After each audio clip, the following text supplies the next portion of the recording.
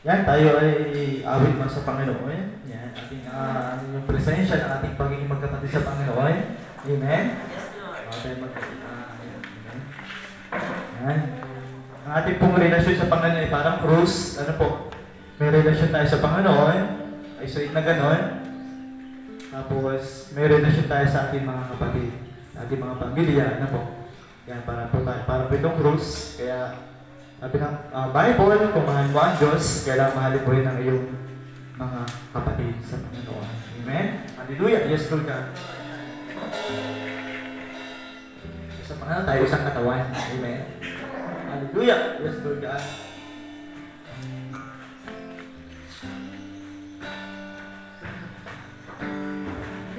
Isang katawan sa harapan ng may kapal. Hinubog ng kanyang pala upang maging kalalakan. May isang Diyos na may layunin at may utos na dapat sundin. Magmahalan, magpatawaran, bunga ng pag-ibig, Diyos ang pinagmulan.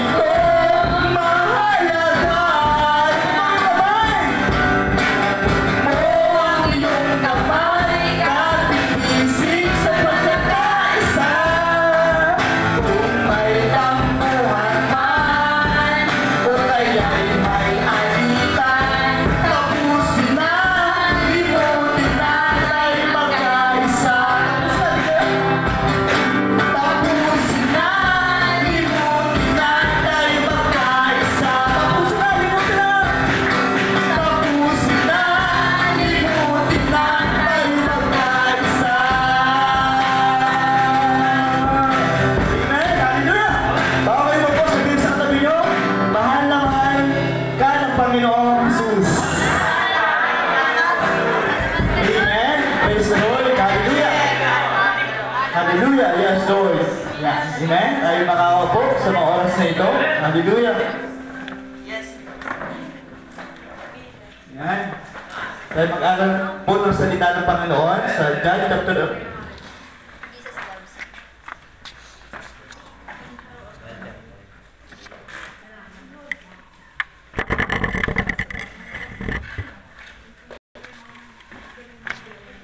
Yan.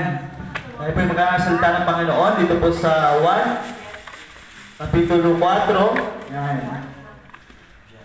Versikulo. Yan, versikulo 1 hanggang yan, onwards. Ano? Sabi dito ng Panginoon sa kanyang mga sabi dito ng aklat ng 1, si Jesus at ang babaeng taga Samaria. Nabalitaan ng mga Pariseo na si Jesus ay mas maraming nahihikayat na maging alagad at nababautismuhan kaysa kay Juan. Ngunit ang totoo ay hindi si Jesus mismo ang nababautismo kundi ang kanyang mga alagad. Nang ito'y malaman ni Jesus, siya umalis sa Judea at bumalik sa Galilea, ngunit kailangan sa Samaria siya dumaan. Dumating siya sa isang bayan na tinatawag na Sicar. Malapit ito sa bukid na ibinigay ni Jacob sa kanyang anak na si Jose. Dito matatagpuan ang balon ni Jacob. Dahil siya'y napagod sa paglalakbay, umupo si Jesus sa tabi ng balon, halos katanghalian na noon. May isang Samaritano dumating upang umigip at sinabi ni Jesus sa kanya, "Maaari mo ba akong bigyan ng mainom?" Wala naman ang kanyang mga alagad dahil siya'y bumibili ng pagkain sa bayan. Sinabi sa kanya, "Babae, ikaw ay Hudyo at Samaritana naman ako. Bakit ka humingi sa akin ng inumin?" Sinabi niya iyon sapagkat hindi nakikihalubilo ang mga Hudyo sa mga Samaritano.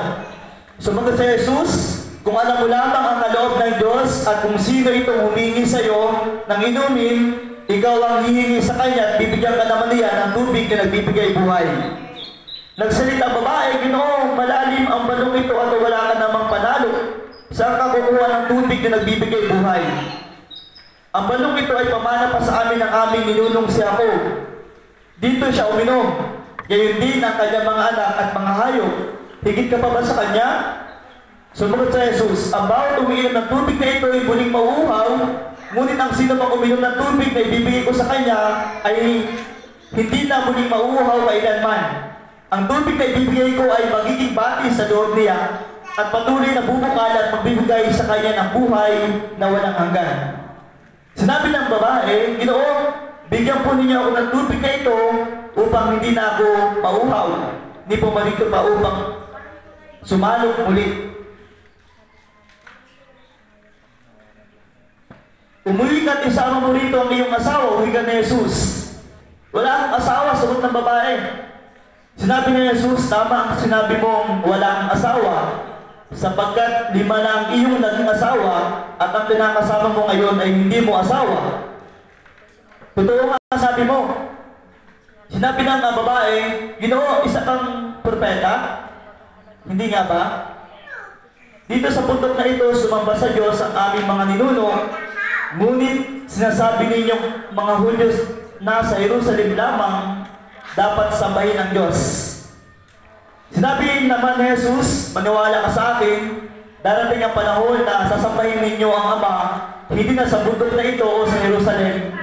Hindi ninyo kilala ang inyong sinasamba, ngunit kilala ng aming sinasamba, sapagkat ang kaligtasan ay nagmumula sa mga Hudyo, subalit dumarating na ang panahon na, at ngayon na nga, na mga tunay na sumasamba sa Ama ay sasamba sa Kanya sa Espiritu at sa katotohanan. Sapagkat ganyan ang uri ng pagsambang kinalulugan ng Ama. Ang Diyos ay Espiritu, kaya dapat siyang sambahin sa Espiritu at sa katotohanan." Tayo manalangin. Lord, salamat po. Patuloy po kaming ibalas sa pamamagitan ng inyong mga salita. Kayo po ang maging tunay na tagapagsalita sa umaga pong ito. Hayaan po ninyo, Lord God, na patuloy pong tumanim ang mga salita po ninyo sa matabang bahagi na aming po mga puso at mabunga ito, Panginoon, ng pagbabago at mabunga ng pagmamahal sa inyo, aming Ama. Salamat po, aming Diyos. Pinupuri po namin ikaw. In Jesus' name, Amen. Amen. Yan, Amen. Yan, itong salita ng Panginoon ay about po sa ano po, ano, yung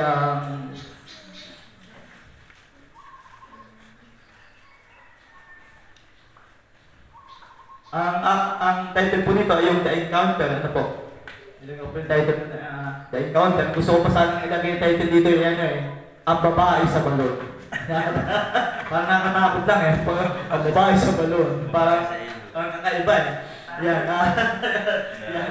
The Encounter na lang ang pag-video. Medyo magandang video pakinggan the encounter. Yan. Encounter ng babae ito, ang Panginoong Jesus.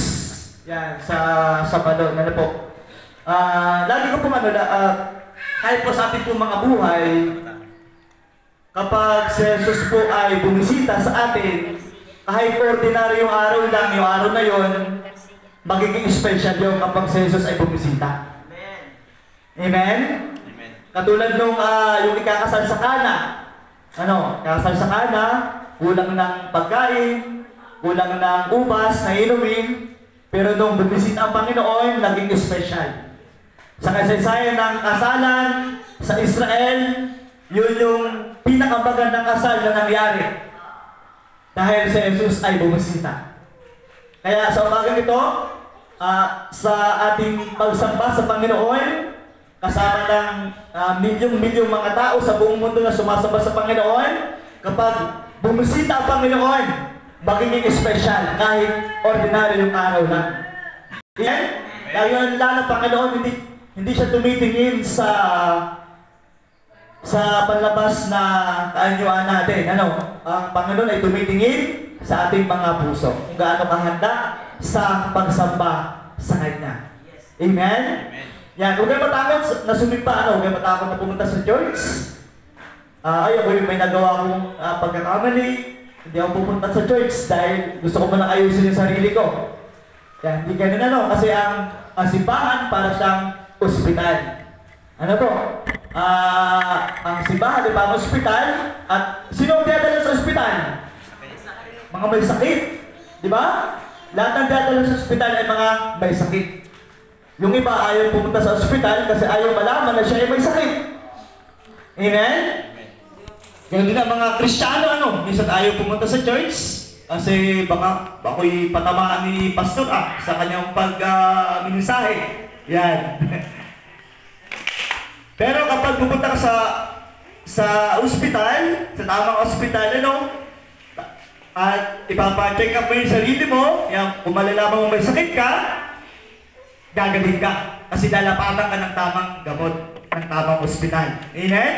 Dito rin sa simbahan, kapag pumunta tayo, malaman natin kung tayo ay may dapat na gawin para patuloy na mapalapit sa Panginoon, baguhin ang buhay, tayo ay mababago dahil pupunta tayo sa church. Amen?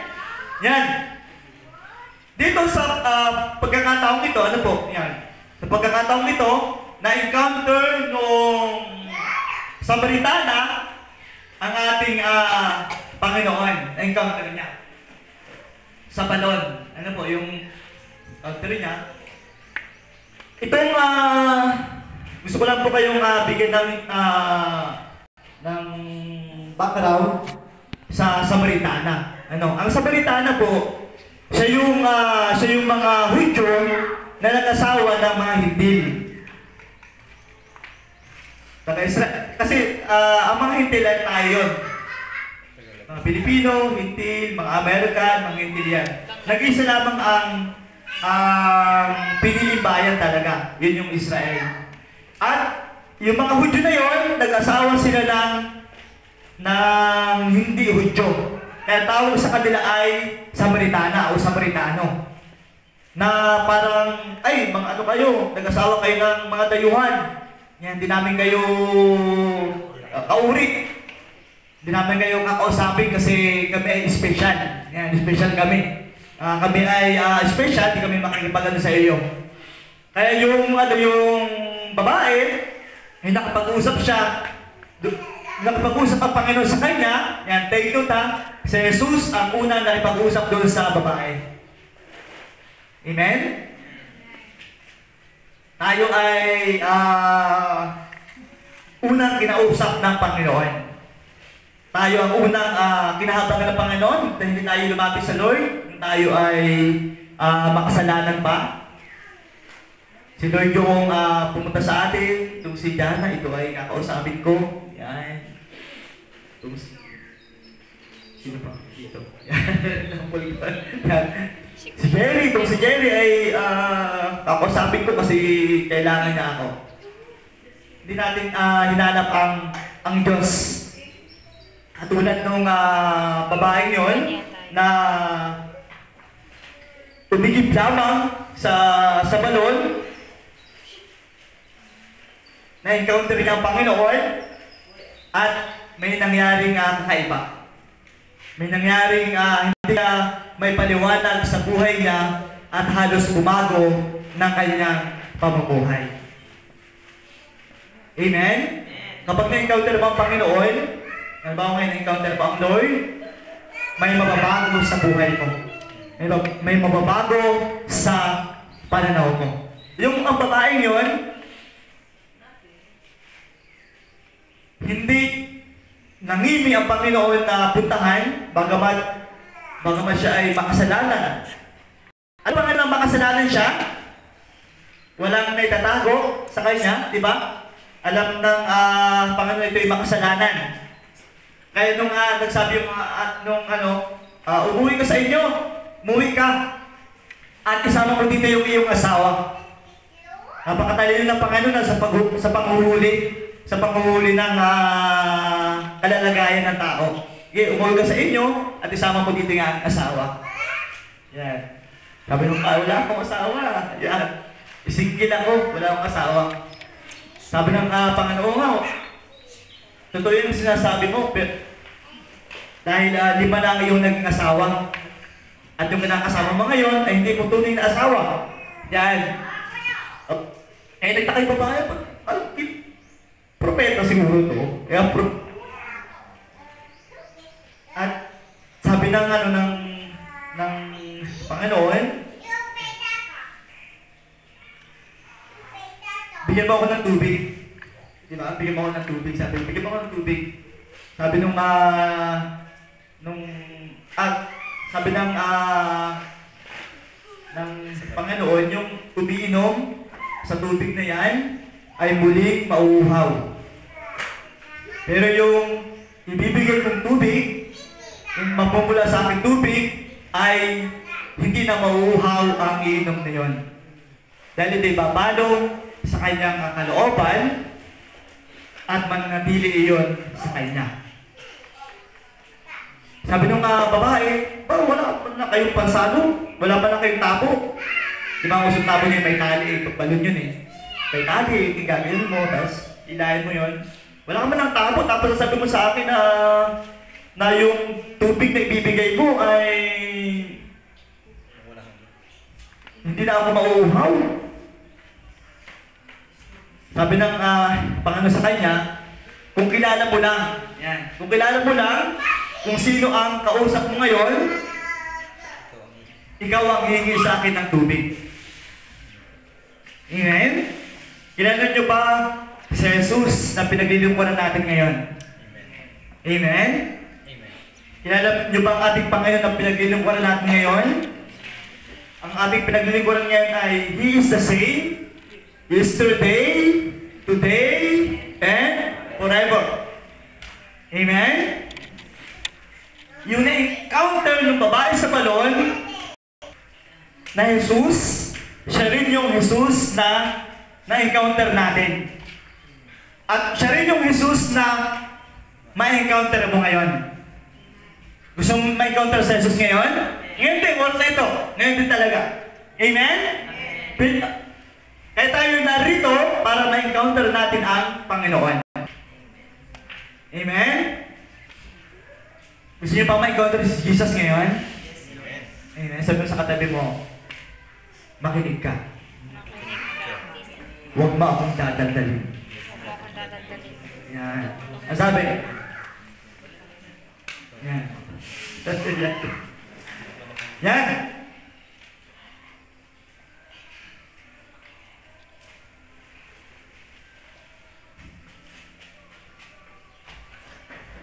Ang aking topic ngayon ay yung pag-encounter natin sa Panginoon at yung gagawing pagbabago bunga ng pag-encounter natin sa Panginoon. Amen? So dito ang naniniwala na siya ay dinikha ng Panginoon. Amen? tayo ay hindi nanggaling sa Big Bang Theory na may sumabog na lang, tapos yung sumabog, nag-create ng image, tapos naging ikaw. Yan. Yung iba naman nagmula daw sa unggoy. Yan. Baka ano yung katabi mo? Pakicheck. Pakicheck? Yan. Hindi naman ano? Hindi naman. Yan. Mga mukha silang magaganda at gwapo. Yan. Dahil sila ay nilikha ng Panginoon. Amen? Kawangis. Yan. Nung nilikha tayo ng Panginoon, tayo ay binigyan niya ng katawan. Sabi sa Genesis, lumikha siya ng bumay siya sa lupa, tapos hinulma niya yon, tapos hininga niya sa ilong, tapos yun ay nagkaroon ng buhay. Hindi ka ng Panginoon, sige, maging tao ka. Yan. Ikaw ay pinaghirapang hulmahin ng Panginoon. Pinaghirapang gagawin ko to, hulmahin ko to. Yan. Sa iyo lang ginamit ng Panginoon ang kanyang mga kamay sa paghulma sa iyo. Yes. Hindi niya ginamit sa universe yun, hindi niya ginamit. Sa universe, ang inano lang niya, magkaroon ng universe. Magkaroon ng mga ilog. Yun ang let there be light. Yun ang kanyang magkaroon ng mga hayop. Magkaroon ng mga tumutubong halaman. Yun lamang kanya. Pero pagdating sa iyo, hindi niya sinabi pagkaroon ng tao. Hindi niya sinabi. Hindi naman niya tayo. Huwag kayo maniwala doon sa ang Diyos ay gumawa ng tao, tapos niluto, tapos may nahilaw, may nasunog, kitamtaman, yung mga Pilipino, hindi totoo yun, Yan. Hindi totoo yun. Yan. Okay, yung nagpaulan ng Panginoon ng ilong, ay ikaw ay tulog pa. Hindi yun, hindi totoo yun. Sadyang kanya ng ilong mo. Yan. Sadyang kanya ng itsura mo. Yan. Tayo ay nilikha ng Panginoon ayon sa kanyang wangis. Nilikha niya tayo ng wangis. Tapos tayo ay, sabi doon, hinulma niya tayo, yun ay katawan. Katawan wala pang buhay. Amen? Katawan wala pang buhay. Yun ay hinihingahan ng Panginoon na nanggaling talaga sa kanyang espiritu. Yan, naging espiritu, inilagay sa katawan, kaya yung katawan ay nagkaroon ng buhay. Amen? Tayo ay mayroong tatlong kasangkapan na nagpapakilala sa Trinity God ng Panginoon. Ang Panginoon ay may tatlong persona, Diyos Ama, Diyos Anak, at Diyos Espiritu Santo. Tayo din ay may tatlo tayong kalikasan. Meron tayong espiritu, kaluluwa, at katawan. Yung tatlong yan, sabi ng Panginoon, pangalagaan nyo sa dumating ako, ang kaluluwa, espiritu, at katawan. Yan. Ano yung espiritu? Yan, ang espiritu, siya yung nakikipag-ugnay sa Panginoon. Tapos yung kaluluwa, itong ating kaisipan, itong ating mga puso, itong ating pakiramdam. Tapos itong katawan, ito tayo, yan. Itong ating lalagyan ng kaluluwa at espiritu. Amen? Parang battery. Nakikita yung battery? Nakikita yung battery? Yung battery yun, di ba, may ganun siya, battery. Parang yun yung kaluluwa. Yung charge nun, yun yung espiritu. Magkadikit sila, di ba? Espiritu, pero may dalawa silang katangian. Tapos yung pinaka-case, siya yung katawan. Amen? Halimbawa, yung espiritu mo, nagsabi sa, yung espiritu mo ay nakakita sa pamamagitan ng iyong kaluluwa. Yan. Tapos yung kaluluwa mo, nakikita siya sa pamamagitan ng iyong mata, ng iyong pisikal na katawan. Ang naging nun, halimbawa, tumingin yung espiritu dito, nag-ano siya sa kaluluwa. Yung kaluluwa, nag-ano siya yung isip, tapos nabuo yung, ilaw, kaliwanag. Di ba? May tatlo tayong katangian sa ating pagkatao. At yan yung naglalarawan na tayo ay may Trinity God na nilika tayong kawangis niya.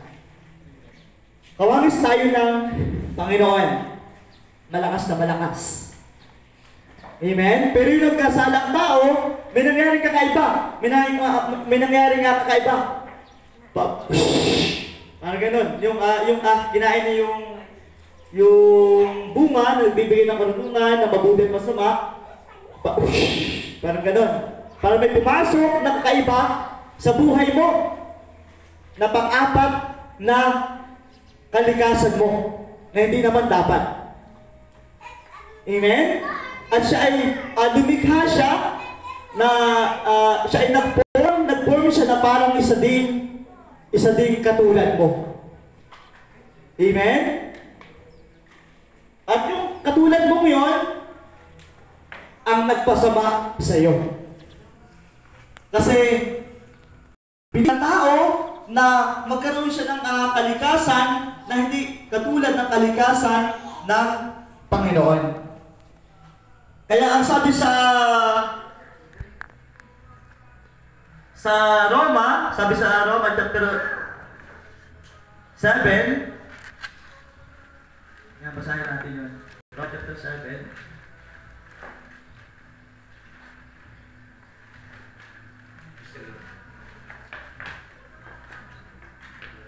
Sabi sa Roma chapter 7:21, itong natuklasan ko, kapag nais kong gumawa ng mabuti, ang masama ay malapit sa akin.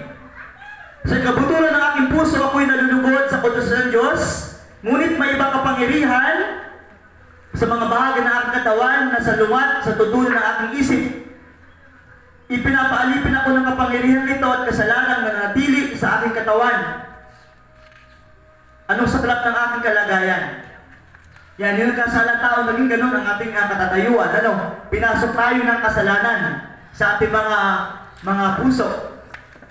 Amen? Kaya ang sumating puso kayo, ano ang kinain ni Adan at ni Eva? Bunga na pagbibigay ng kaluluwa na malaman ang mabuti at masama. Ngayon, yung mabuti at masama, pumasok yun sa katauhan ng tao. Yan, kaya ikaw ay, nung pumasok yun, nagkaroon ka ng katangian ng mabuti at nagkaroon ka katangian ng masama. Naglalaban yun, dalawang yun. Yun ay pumasok mismo sa ating puso. Naglalaban sila. Para silang pusang itim at pusang puti na naglalaban. Kaya yung kabutihan yun, kapag nakaisip ka ng mabuti, yung masama, nandun din, yung masama. Pag nakaisip ka lang, ay, gusto kong manalangin. Pero, nakatamad. Di ba? At kapag nag-iisip ka ng mabuti, may sumisingit na masama. Di ba? May naranasan ba kayo gano'n? Na gusto mong gumawa ng mabuti pero laging may masama na sumisingit. Kasi dalawa ang pagkatao na nalikha ng pagkakasala ni Adan at ni Eva.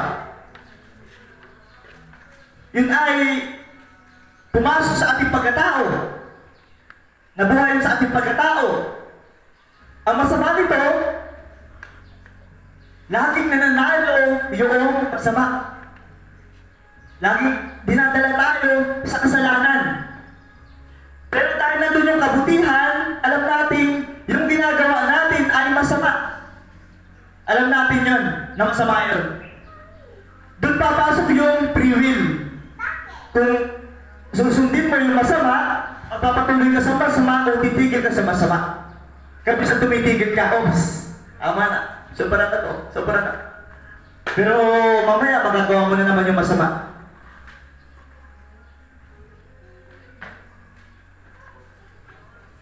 Pero,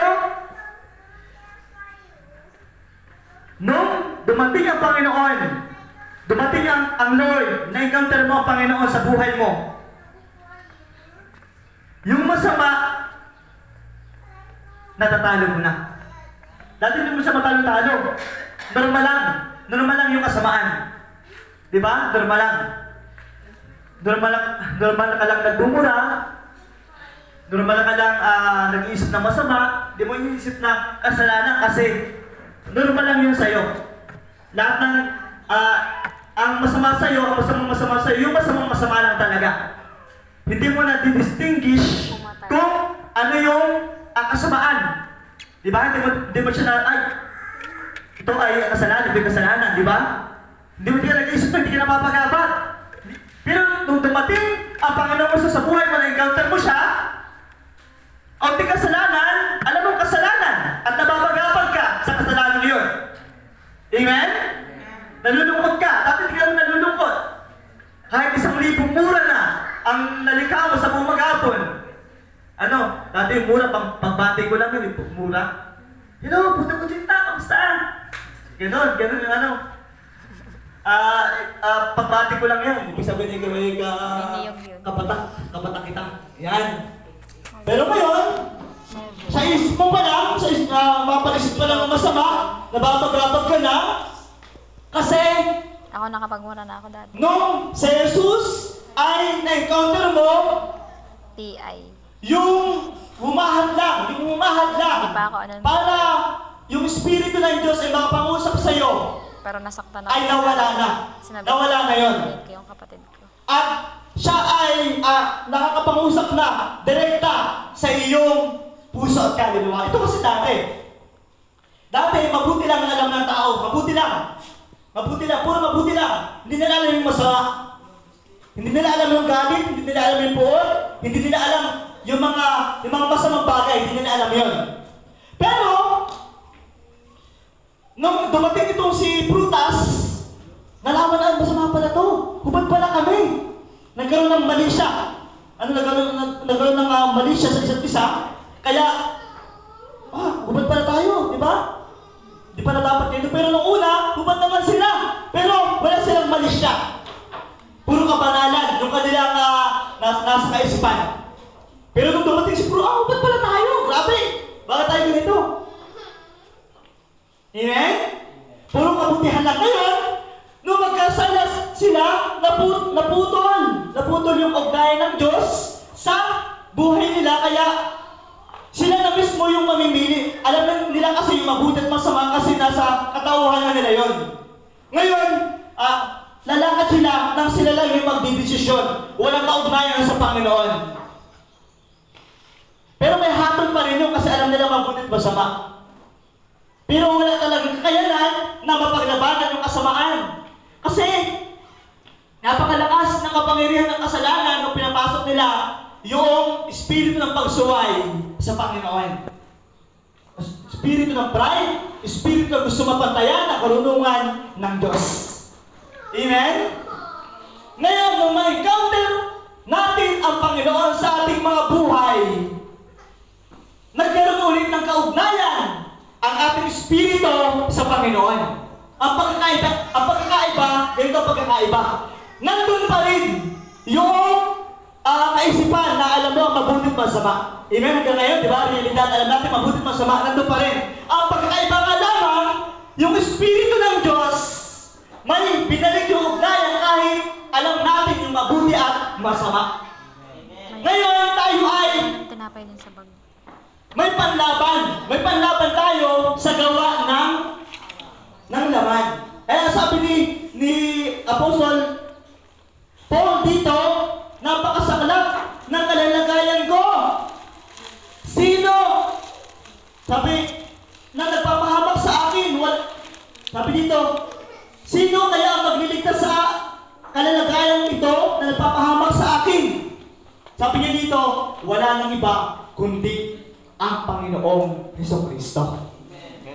Eh, nung encounter mo ang Panginoon, hindi mo talaga kayang baguhin ang sarili mo, hindi mo kayang gumawa ng mabuti, hindi mo kayang sundin ang utos ng Diyos, pero nung ma-encounter mo ang Panginoon, may noong magbabago at may lakas na bumalik sa iyo. Dahil sa lakas na yon, mapapagtagumpayan mo ang gawa ng laman. Amen! Amen? At kahit yung kasamaan ay parang Espiritu ng Diyos ay bukas na nakikipag-ugnayan sa iyo ngayon, kaya mong pagtagumpayan yung gawa ng laman na dati hindi mo kayang gawin. Kaya yung kanta ni Andrew, gusto kong gumawa ng mabuti, pero hindi ko magawa. Gusto kong bumait, hindi ko magawa ngayon, magagawa mo na. Amen. Amen. Ang Panginoon. Amen? Hindi mo dati inaalala ang Panginoon, pero nung dumating ang Panginoon, nagkaroon ka ng pagtatagumpay sa kasalanan. Wala pa tayong talagang kakayanan, ano?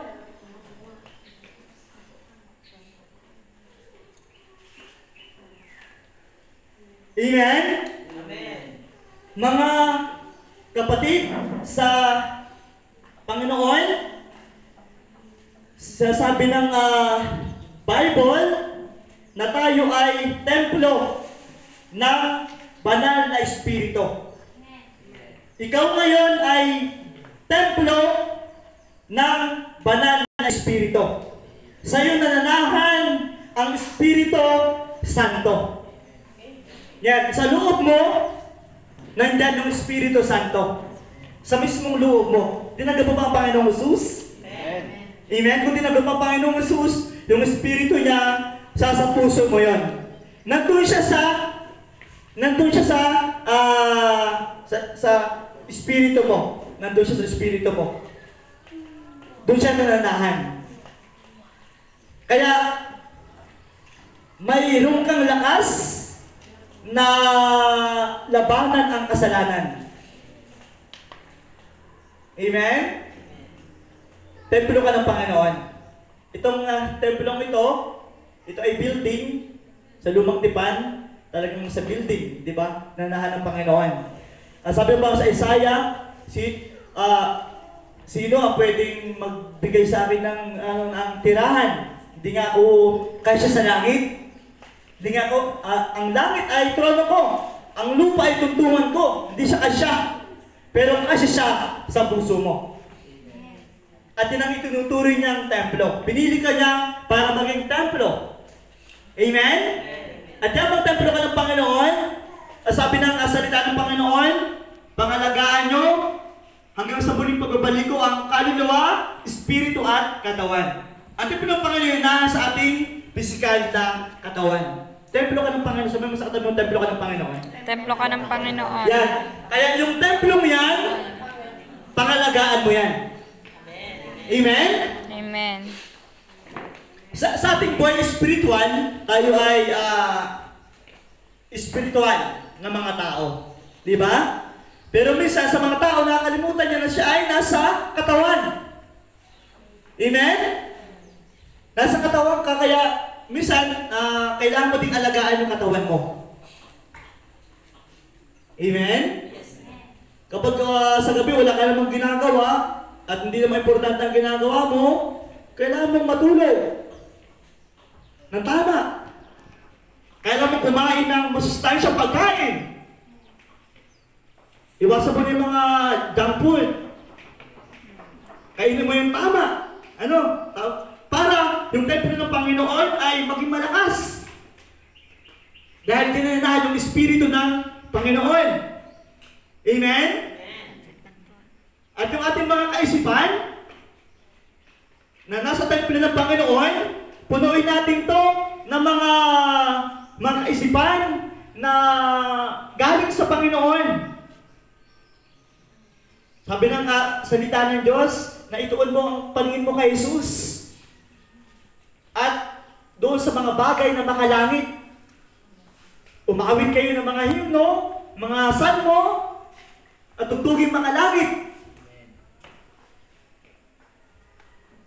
Tayo ay templo ng Panginoon, kaya sa atin nananahan ang Espiritu ng Diyos. Yung kaninang sa Britana, ipinapaliwanag na ng Panginoon doon na gusto kitang maging templo. Amen? Gusto kitang paglagyan ng aking Espiritu. Sabi doon, kung kilala mo lamang ako, ikaw ang hihingi sa akin ng tubig. Yung tubig na ginagawin doon, yung Espiritu ng Panginoon na babalong sa Kanya at sa Kanya. Amen? Ang Espiritong ito, siya yung tatak ng Panginoon sa buhay nyo. Isang araw, magtatatakan dito sa mundo. Hindi ko alam kung gaano malapit na itong mangyari, pero yung malapit na. Magtatatakan ng 666, 36. Hindi ito yung makita mo sa ano mo, hindi ito yung ganun. Makita mo, hindi yun. Siya ay microchip na ipapasok siya dito sa forehead. Tapos dito, siya. Kung ayaw mo mahirapan, magpatataka na. Pero, ang resulta noon, hindi ka mahirapan ng 3.5 years, pero another 3.5 years, gusto mo nang mamatay. Hindi ka mamamatay kasi aalisin doon ang kamatayan. Yun yung tatak. Tatak ng Diablo. Pero ang tatak ng Panginoon ay yung kanyang Espiritu. Espiritu Santo. Kaya kung nasa inyong Espiritu Santo, kayo ay itinuring ng Panginoon na mga anak niya at yun ang tatak. Yun din yung magbabago sa buhay natin. Magbabago sa ating mga buhay. Kasi isang araw, yun din ang magbabago sa ating katawan na ito na mabubulok. Amen. Na nabubulok. Amen? Isang araw, itong katawan mo, babaguhin ng Diyos, babaguhin niya. Itong katawan mong namamatay, papalitan niya na hindi namamatay.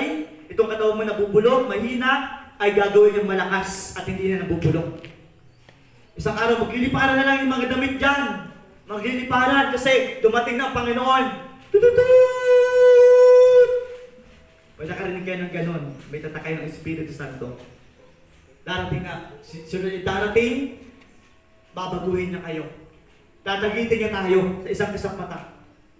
Isang kisang mata. Bilis na no? Isang kisang mata. Isang kidlat. Dadagitin ka ng Panginoon. Totoo yun, kapatid. Isang araw, hindi natin alam kung mamaya, o bukas, hindi ko alam. Pero yun ay malapit ng dumating. Malapit ngayon, dumating. Dumating. Makakita na ako, walang natira dito. Diba? Pag may natira dito, sa inyo na itong lugar na ito. Yung sasakyan sa inyo na rin. Lahat na dito, sa inyo na. Pag dumating ang Panginoon ngayon. Diba? Yung maiiwan. Kaya huwag kayo magpapaiwan. Siguraduhin nyo na hindi kayo maiiwan. Amen? Paano mangyari yun? Kailangan mo na paghariin ang Espiritu ng Panginoon sa buhay mo. Amen? Amen.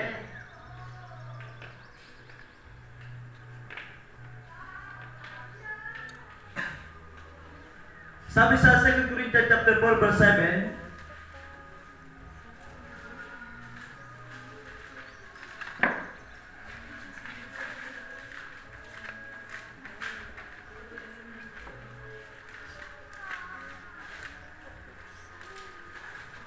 ngunit kami pinagkalooban ng kayaman ng Espiritu na ito ay haba na sisidlan lamang tulad ng mga palayo upang ipakilala ang dakilang kapangyarihan ng ito ay sa Diyos at hindi sa amin.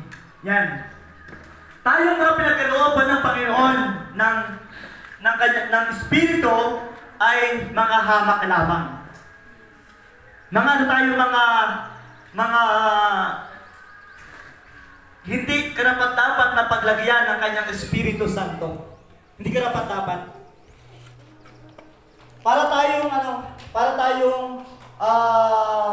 ligaw na bulaklak, mga ligaw na bulaklak na yan, na dinala sa palasyo. Kasi uso. Ay, uso to. Pero ligaw yan, ligaw, di ba? Tabas-tabas lang natin dati yan. Parang naging ganun tayo. Na ginawa tayong importante ng Panginoon, bagamat hindi tayo importante. Kaya,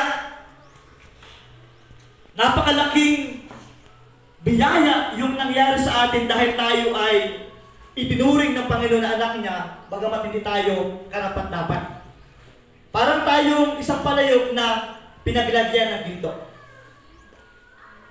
Amen? Parang palayok tayo na nalagyan ng ginto. Ganun ang naging buhay natin. Si Jesus yung ginto, yung Espiritu ng Panginoon yung ginto, at tayo yung palayok na putik.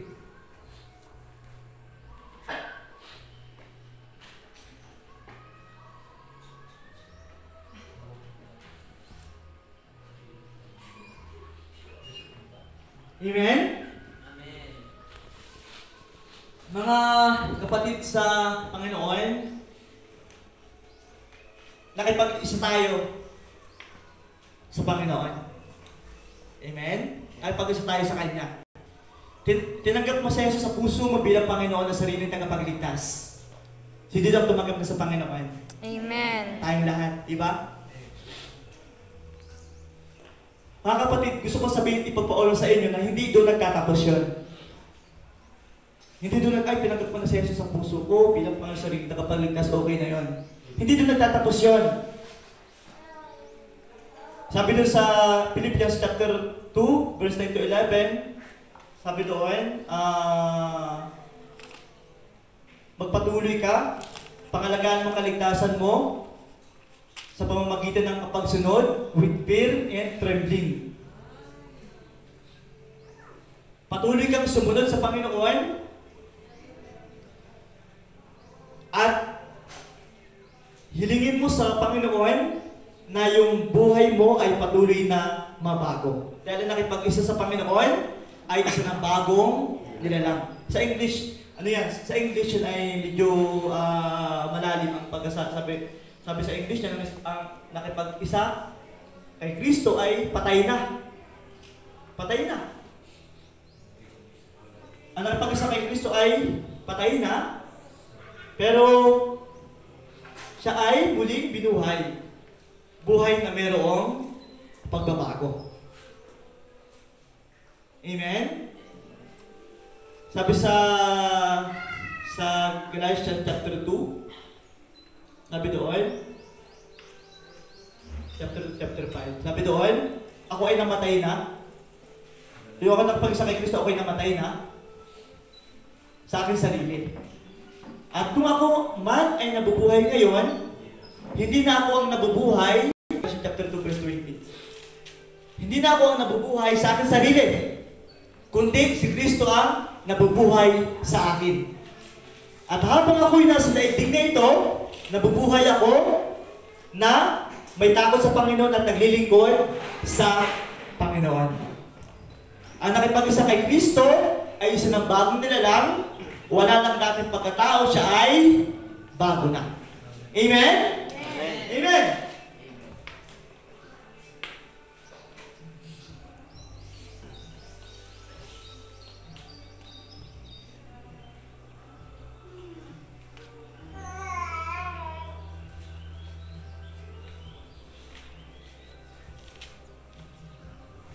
2 Corinthians chapter 3 verse 17, ang Panginoon binabanggit dito ay ang Espiritu, at ang Espiritu ng Panginoon na nabibigay sa atin ng kalayaan. At ngayong naalis ng talukbong, nagniningning sa ating mga mukha ang kalulatian ng Panginoon. At ang kalulatian iyan na nagmumula sa Panginoon na siyang Espiritu ang siyang magbabago sa atin mula sa isang antas ng kalulatian hanggang tayo maging kalarawan niya.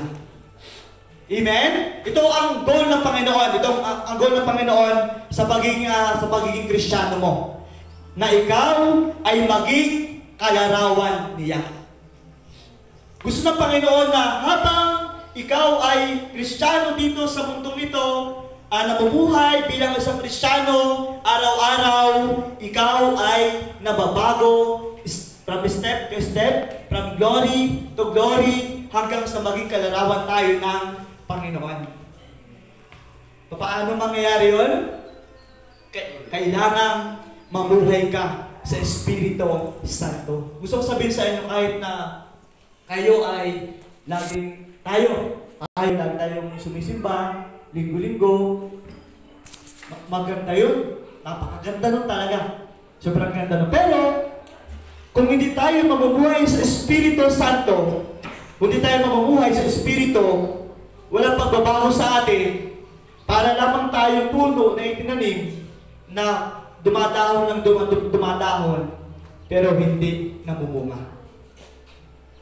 Amen? Ang gusto ng Panginoon, tayo ay nagkakaroon ng bunga. Nababago ang ating mga buhay. Paano mangyayari yun? Kailangan mabuhay tayo sa Espiritu Santo at labanan natin ang gawa ng laman sa ating mga buhay. Paano natin mapapagtagumpayan yon? Sabi ng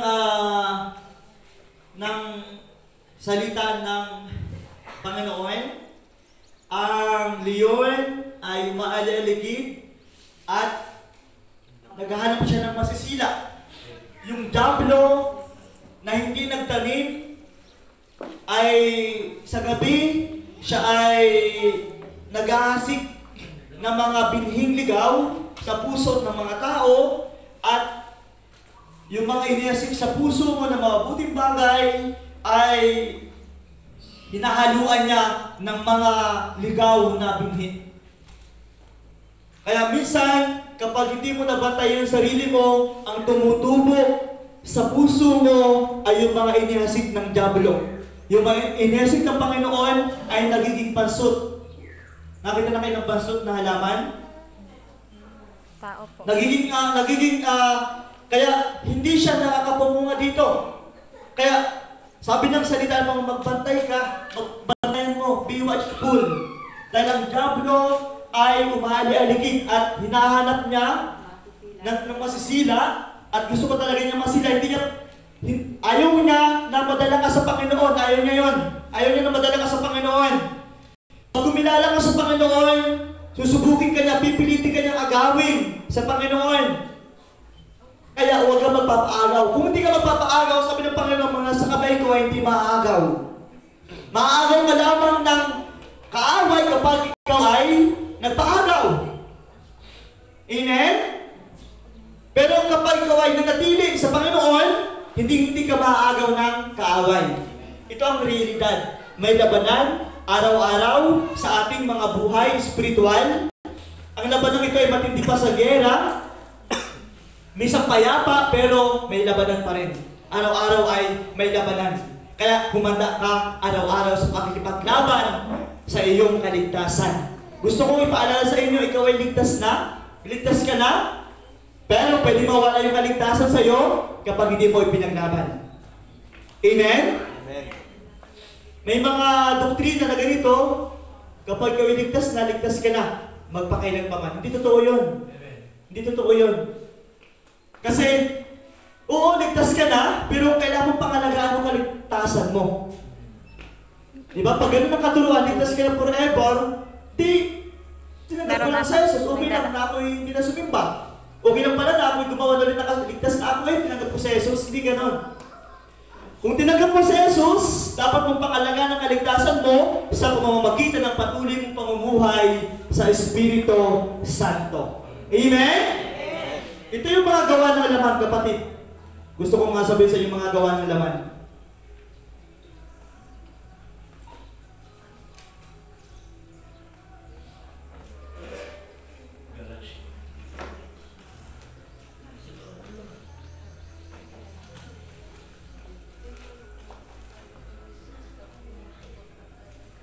Sabi dito, Galatians chapter 5 verse 19, hindi may kakaila ang mga hilig ng laman, pakikiapid, kahalayan.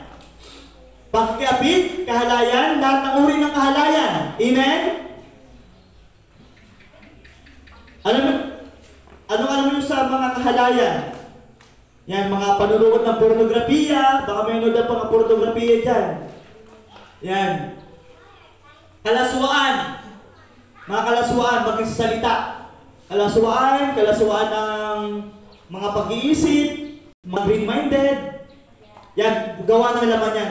Pagsamba sa Diyos-Diyosan. Amen? Baka may sumasamba pa dito sa Diyos-Diyosan. Yan. Pakatigilan na. Pagkukulang. Ang pagkukulang ay gawa ng laman. Pagkapuot sa isa't isa. Pag-aaway-away, pagsiselos, pagkakagalit-galit, at kasakiman, pagkakampi-kampi, at pagkakabahabahagi, pagkainggit, paglalasing, kalayawan, at iba pang katulad nito. Dito at iba pang katulad nito. Kasama niya mga paninigarilyo, kung ano-ano katulad doon, sabi lahat ng katulad doon. Pagsusugal. Ay kasama na doon. Sabi doon, muli ko kayong binabalaan. Ang gumagawa ng mga ito ay hindi magkakaroon ng bahagi sa kaharian ng Diyos. Gusto ko ulitin.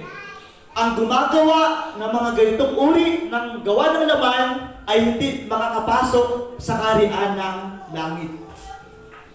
Amen? Kaya huwag sabihin ng sino man na, iligtas na. Tapos ginagawa mo pa yung mga ganitong bagay, sabi wala tayong bahagi sa kaharian ng Panginoon. Libo yung sumpa, libo yung kaparusahan. Mababasa natin sa Old Testament. Libo yun, nasa isa yun. Ito yung maging kaparusahan mo, maging ganito ka. Sabi doon sa Deuteronomy chapter 28, ang sumpa, ang pagpapalat ng sumpa. Nakita niyo yun? Nandun lahat. At nakita ko na nandun tayo sa sumpa nung hindi pa natin kilala ang Panginoon. Pero, nung nakilala natin ang Panginoon, nandun na tayo sa pagpapala. Amen. Amen? Nasa pagpapala na tayo. Pero, gusto ko sabihin sa inyo na dapat mong ma-encounter ang Panginoon araw-araw ng buhay mo. Amen. Amen? Dapat mong ma-encounter ang Panginoon araw-araw ng buhay mo. Hindi isang beses mo lang na-encounter ang Panginoon, okay na. Dapat mo ma-encounter ang Panginoon araw-araw ng buhay mo. Amen? Amen. Maganda itong ginagawa natin, pagtitipon. Napaka-ganda nito. Sobrang ganda.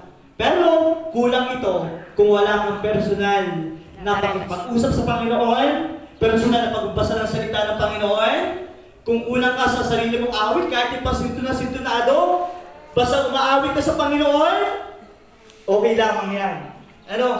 Basta may sarili kang pakikipag-ugnayan sa Panginoon, hindi lingguhan, kundi araw-araw.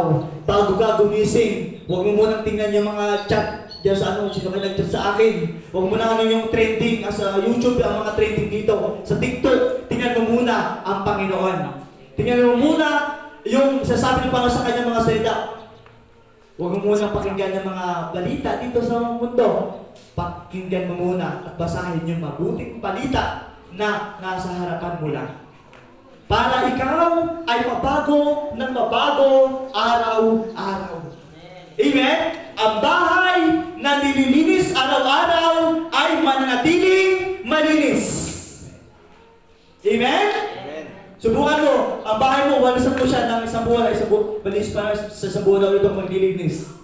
Pagdating isang buwan mo, madumi yung bahay, hirap ka na maglinis. Pero kung araw-araw mong nililinis ang bahay mo, malinis lagi yan. Kaya ikaw at ako, kailangan araw-araw lumapit sa Panginoon para tayo ay maging malinis araw-araw. At ang halaman na dinidilig araw-araw ay lumalaki ng lumalaki, pinasikatan sa araw, ay lumalaki ng lumalaki, nagkakadahon at namumunga. Amen?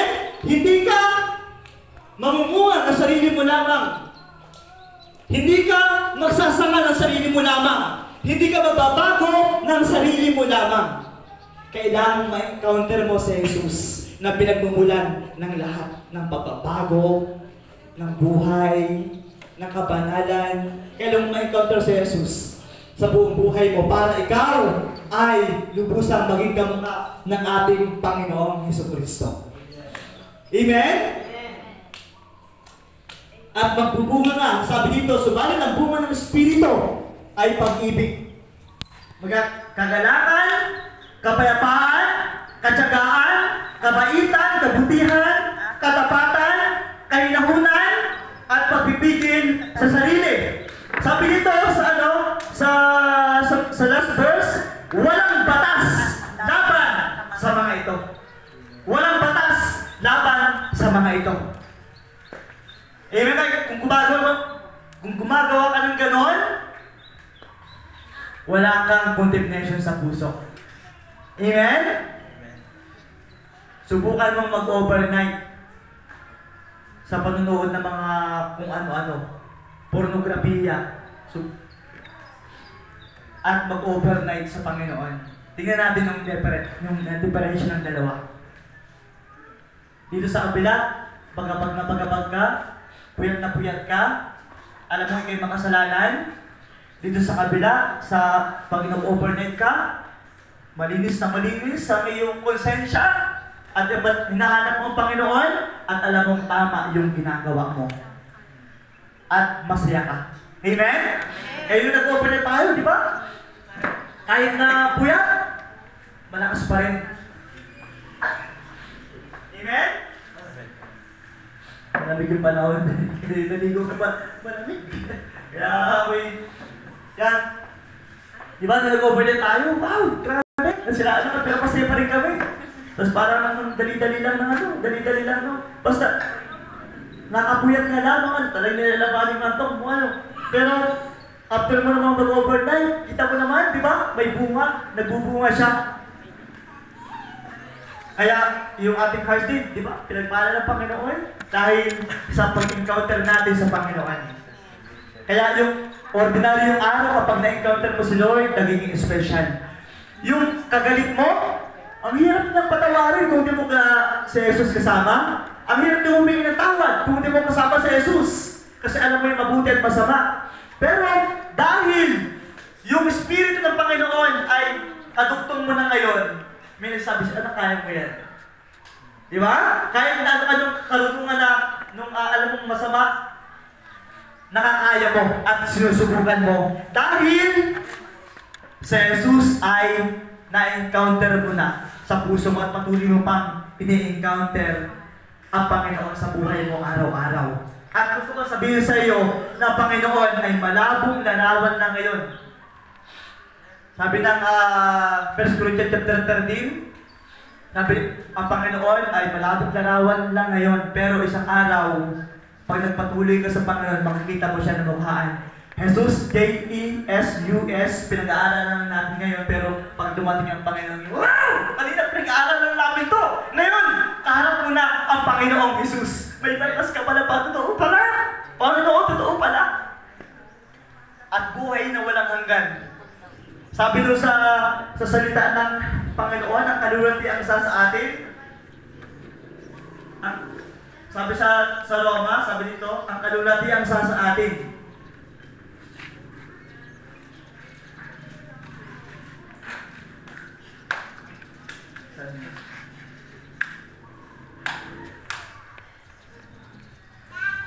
Yung kalulati ang isa sa atin kapag tayo ay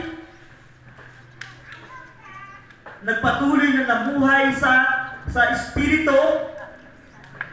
Grabe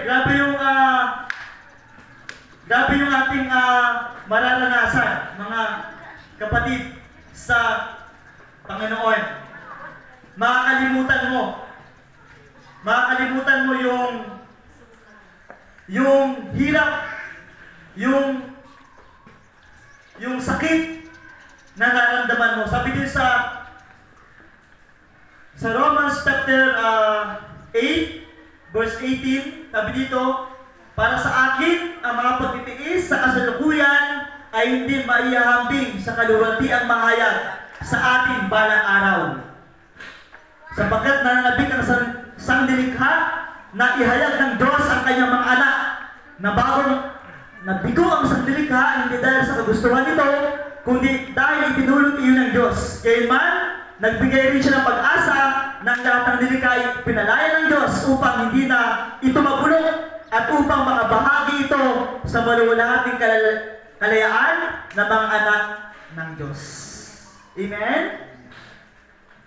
Yung kalayaan, dahil sa pagtanggap mo sa Panginoon, ay nagbunga ng katagumpayan. Nung namatay ang Panginoon sa krus ng Kalbaryo, sabi niya, nasaan kamatayan ang iyong kamandag? 1 Corinthians chapter 15, sabi niya doon,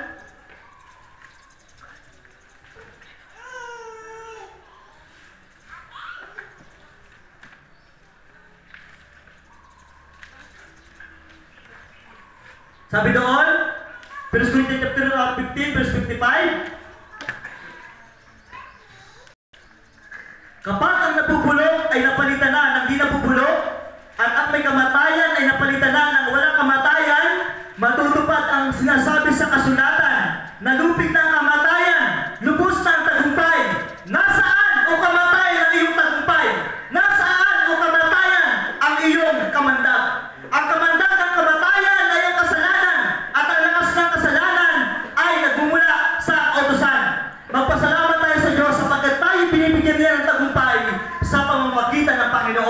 Hesus Kristo. Mahirap pagtagumpayan ang kasalanan.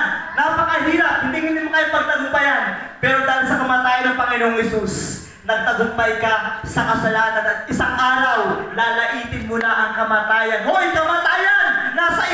Nasaan ang iyong kamandag? Kailanman ay hindi na ako tatanda at hindi na ako mamamatay kahit kailan, kasi nabuhay ako dahil sa Panginoon. Tinanggap ko siya sa Panginoon, napagtagumpayan ko ng kamatayan, napagtagumpayan ko ng kasalanan, at yung sumpa ng kautusan ay hindi na mangyayari sa akin.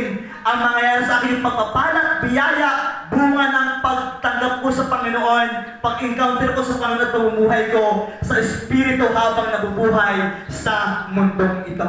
Mga kapatid, ang mabuting bagay na pinasubalan sa iyo ng Panginoon ay hindi niya papahintulutan na hindi malubos hanggang sa dumating ang Panginoon dito sa mundong ito. O kaya, kapag inabutan ka ng kamatayan sa mundong ito, harap ka sa Panginoon na walang patik, walang kapintasan, at maluwag kang papapasukin sa karya ng Diyos. Sasabihin ng Panginoon sa iyo, good and faithful servant, welcome to my kingdom. Magiging citizen ka na ng langit. Amen? Mga taga-langit, wala pa tayo sa langit, pero nararamdaman natin sa puso natin na tayo ay nasa langit. Dahil ikaw ay binigyan ng titulo ng pagiging anak ng Diyos. Kaya huwag mong sayangin yun. Amen? Kaya ano dapat mong gawin? Mamuhay ka sa Espiritu Santo. Kaya sabi doon, mga kapatid, magpakasipag kayo sa gawain para sa Panginoon. Yamang alam ninyo na hindi nasasayang ang inyong mga pagpapagan para sa Kanya. Amen? Kaya gumigis ka madaling araw na nalalas mo. Hindi nawawala ng kabuluhan yun. Nagpupuyat ka minsan, hindi nawawala ng kabuluhan yun. At isang araw yung reward, aanihin mo dito pa lamang sa mundong ito. At lubusan mong aanihin pagdating ng tamang panahon doon sa langit na bayan. Kaya huwag kang mananawa na maglingkod sa Panginoon, dahil ito na yung pinakamahalaga na magagawa mo habang nabubuhay dito sa mundong ito. Masarap paglingkuran ang Panginoon. Kaya huwag mong kakasawaan na paglingkuran ang Panginoon. Amen? Amen. Huwag mo siyang ikakahiya. Amen? Amen. Mapalad ka, kapatid. Napakapalad mo kasi nakilala mo ang Panginoon, hindi sarili yun. Nakilala mo si Jesus mismo. At itong si Jesus na ito, nananatili siya sa puso mo at hindi siya alis dyan hanggang di mo pinapaalis. Amen? Amen. Tayo tumayo sa mga oras na ito. Amen?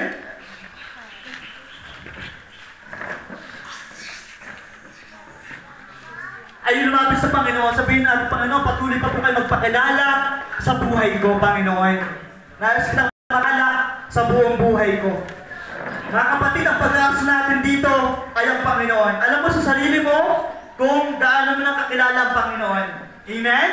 Ang nais na paglilingkod ng Panginoon ay yung totoong paglilingkod.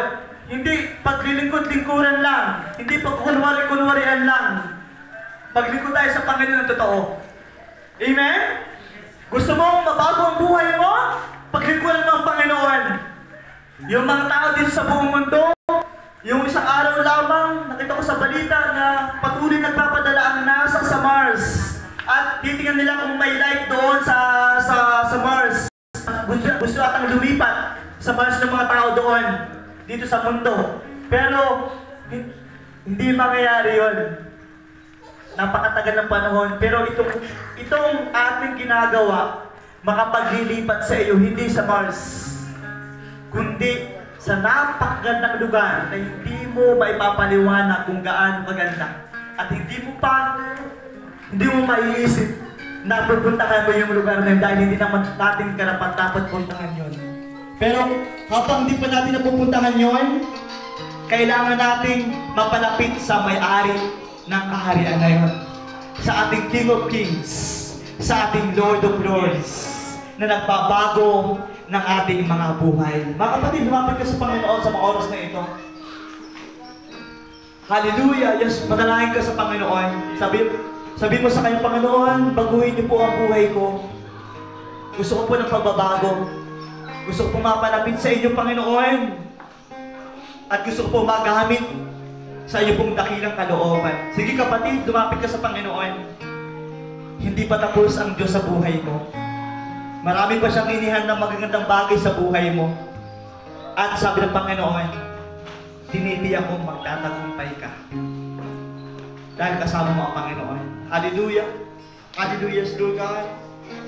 Hallelujah, hallelujah. Hallelujah.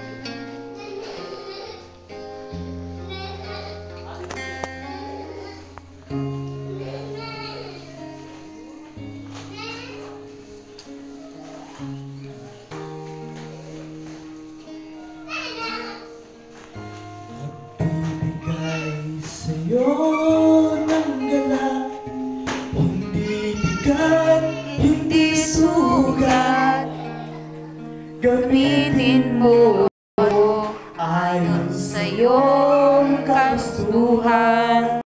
Hindi ang nais ko, kundi ang iyong kalooban. Ang tangi kong hinahangad sa'yo'y maging kapaki-pakinabang.